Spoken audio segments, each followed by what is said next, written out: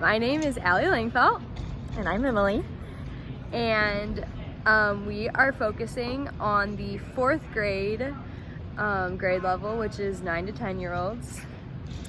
And the standards that we're going to be focusing on is in the geometry range, which is the first standard of 4th grade, and is identify, describe, and draw parallelograms, rhombuses, and trapezoids using appropriate tools such as rules, straight edges, and technology.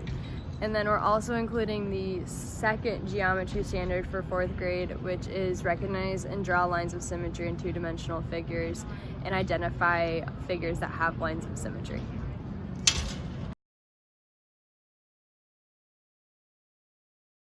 First, we will begin the lesson by reviewing the shapes that they had previously learned in their lessons before or in the grades before, such as shapes as triangles, squares, circles, rectangles, and more. This is just so that the students can be all on the same path as you begin a new lesson.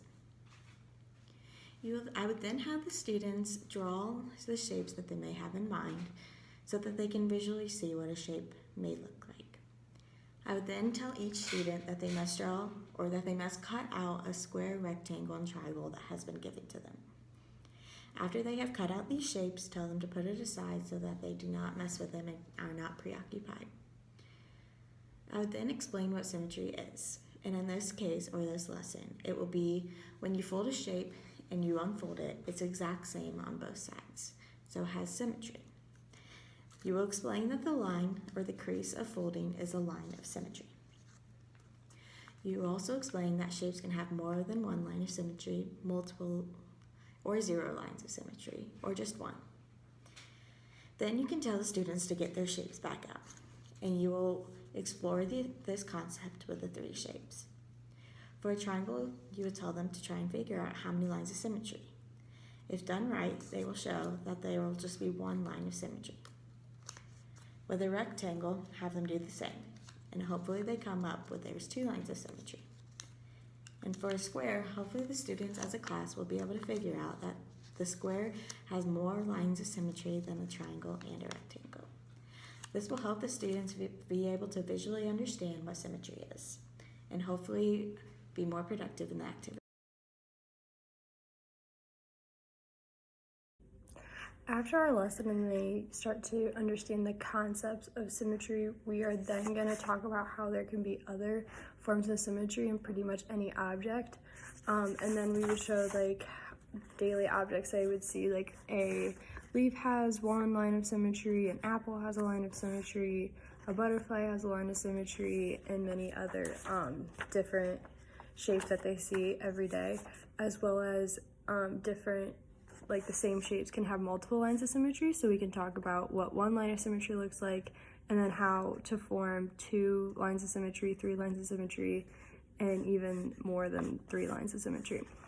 Then, once we talk about how to form different lines of symmetry and how we can create it, and it can look very different based on the shape, they are going to create their own object that has a line of symmetry.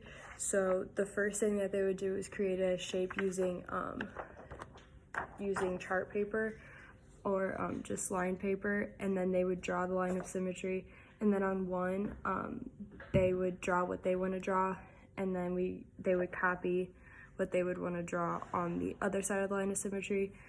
We would start off with them just doing 1 horizontal or 1 vertical line so they understand the concept, and then the kids that are starting to understand it quicker or want to do more, they can move to like a vertical line of symmetry, or even 2 vertical lines of symmetry, or a diagonal line of symmetry like I did here, or multiple lines of symmetry.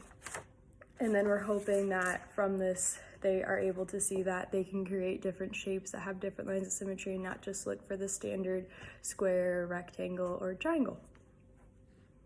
So this lesson connects to what we have learned in Math 139 by also including polygons, and in our lessons 10 and 11 of quadrilaterals, when we identified what kind of quadrilaterals were and the specifics of each parallelogram, trapezoid, and rhombus. And then we also learned about symmetry in chapter 18 of this lesson, and we also focused on like the lines of reflection and lines of symmetry to see about the identity of both sides.